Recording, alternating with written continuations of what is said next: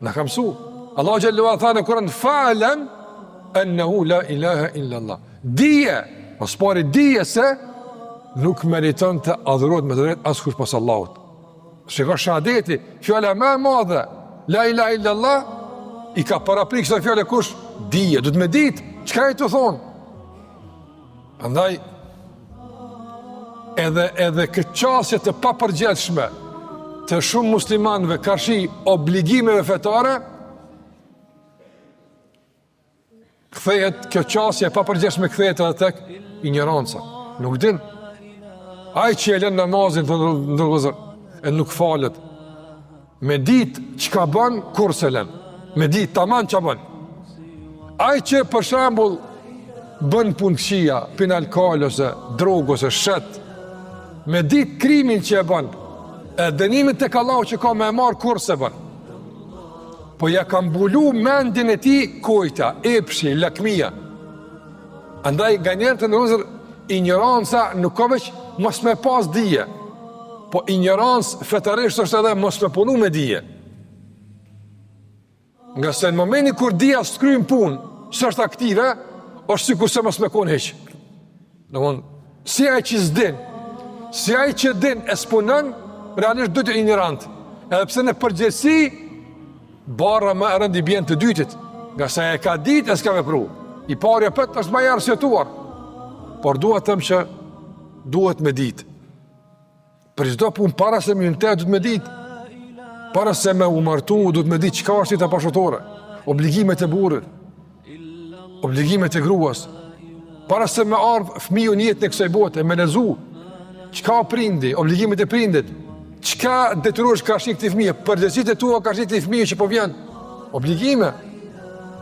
Me ditë përgjegjësitë që kemi ka shik edhe kushive, ka shi vendit, ka shi popullet, ka shi çdo kush me ditë çfarë obligime ki, edhe mos ilmo përgjegjësi. Për shkak të ndërozër, mos përfillja përgjegjësive është nga mëkate të mëdha pastaj.